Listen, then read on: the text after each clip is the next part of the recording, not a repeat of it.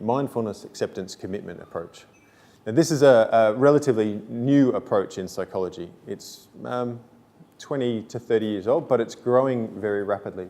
It's got a few changes to that mental skills approach. It deals with things a little differently. And when this came out, I kind of read it, but I didn't really pay enough attention to it because now I do this as primarily my job.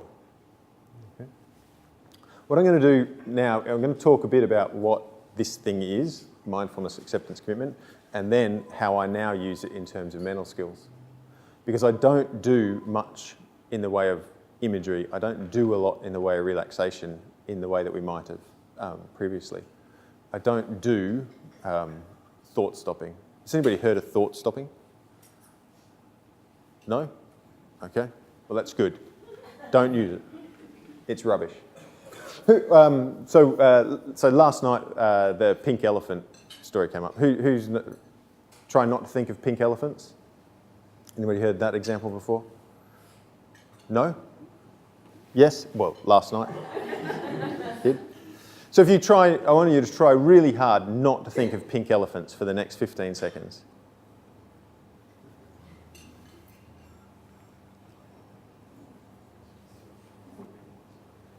It's quite hard to do if you ask not to. It's called ironic processing. This thing called thought stopping, which is one of the key mental skills, asks people to notice that they have a negative thought and say stop. One of my favourite textbooks said you could ring a bell, or you could snap a rubber band on your wrist, or you could have a little card made up in your pocket and look at this stop card. And I read this and I can be a bit cynical, and certainly when I was a younger, full of enthusiasm and self-belief male, I would have looked at the one that said ring a bell, and who is carrying a bell around in their pocket and ringing it every time they have a negative thought? This is not going to work.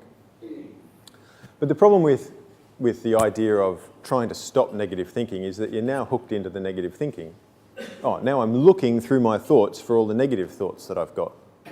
Well, if I continually spend my time looking for my negative thoughts, what's going to happen? Well, I'm going to be thinking a lot of negative thoughts because that's all I want to find. I'm queuing them up for myself. So these things didn't work the way I thought they should. So then I found this thing, acceptance commitment therapy.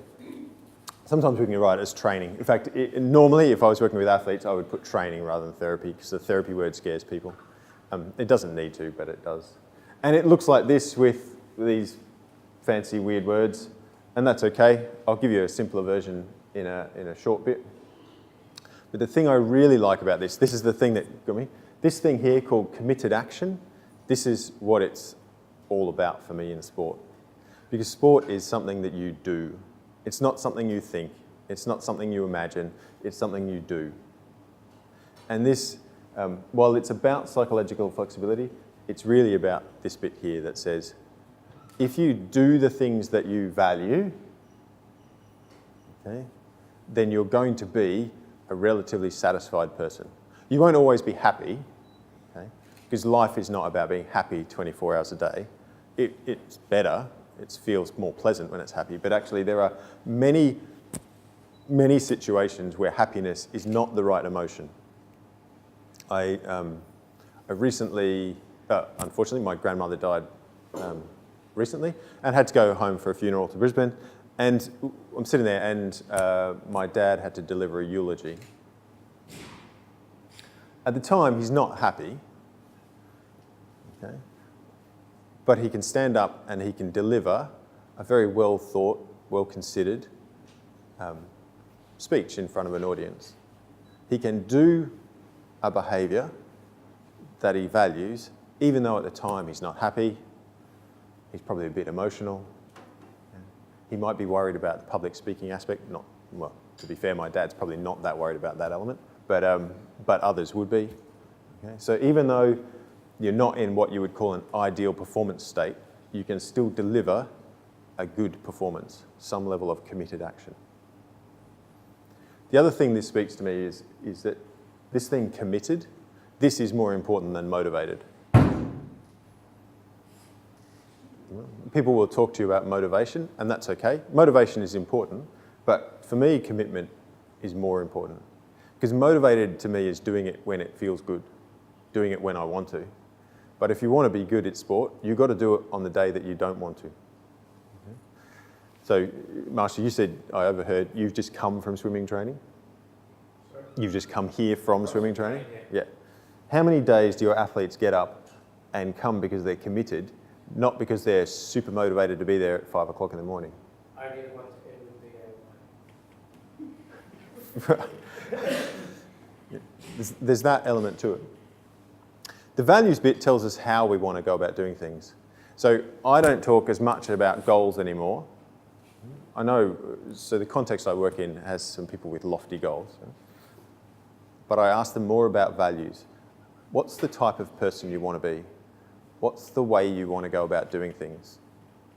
Do you want to do it by being somebody who works hard, who learns, who's respectful, who seeks and acts on feedback? Is that the type of athlete you want to be?